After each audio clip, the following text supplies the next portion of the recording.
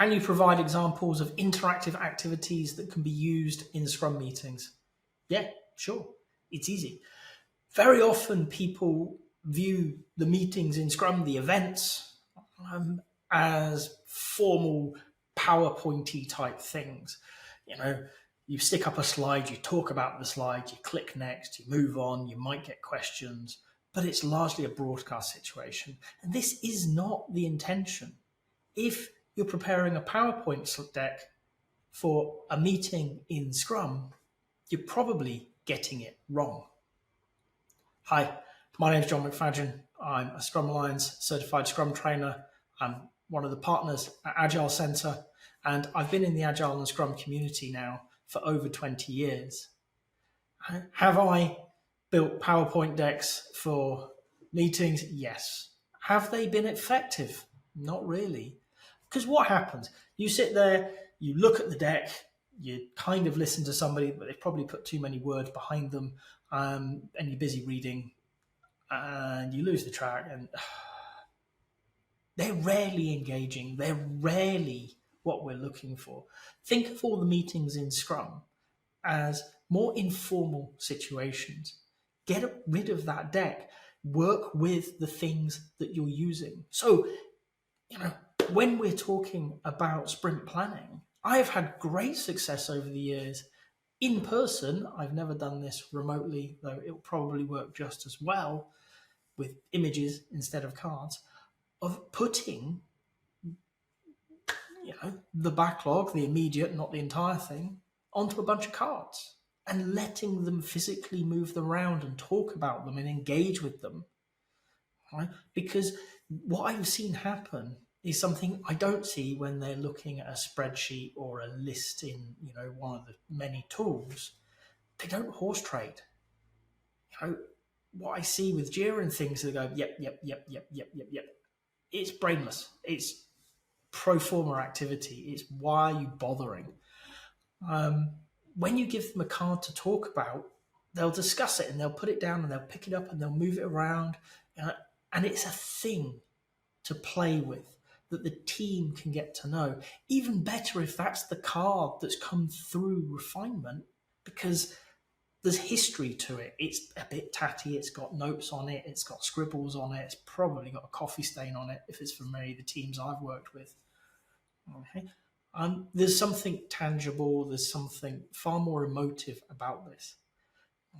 You could get some of that by exporting them as images and letting them, or stickies on a interactive whiteboard and letting the team move around. Don't think of it as just a list. Let them play with the space. What depends on what? How do things interact? Okay? Create that conversation so it isn't just a brainless thing of choosing things off the list from the top, but it's a considered decision that these things go together to achieve this goal, and this goal actually matters. And it matters because we as a team have explored the space and believe that this is the most important thing. We didn't just do as we were told. And we can replay this again and again, keep things interactive and far more engaging. If you look at the sprint review, I have long been a fan of ditching the demo. It makes me shudder when I hear people go, oh, we do a demo or a show and tell. Such a small part of the review. And you don't have to do it. Okay?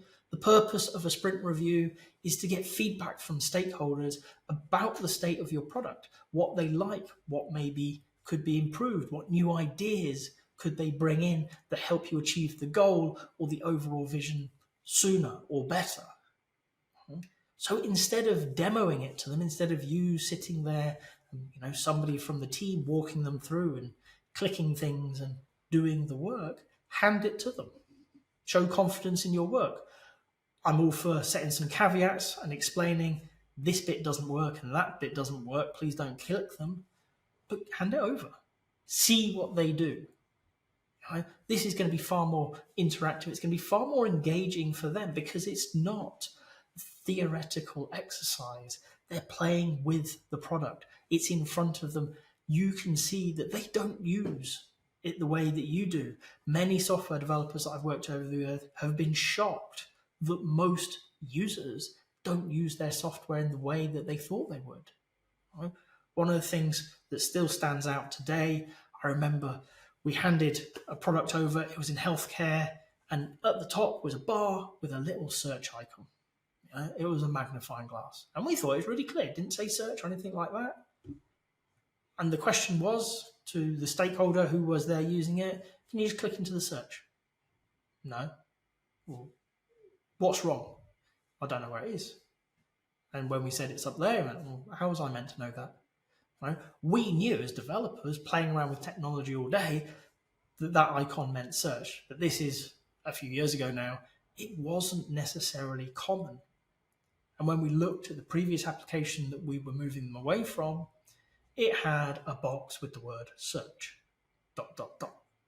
That's what he was looking for. That's what he expected. It's a really simple change. It wouldn't have come up because if we'd said by demoing it, and up here's the search bar and you click in and, oh yeah, okay.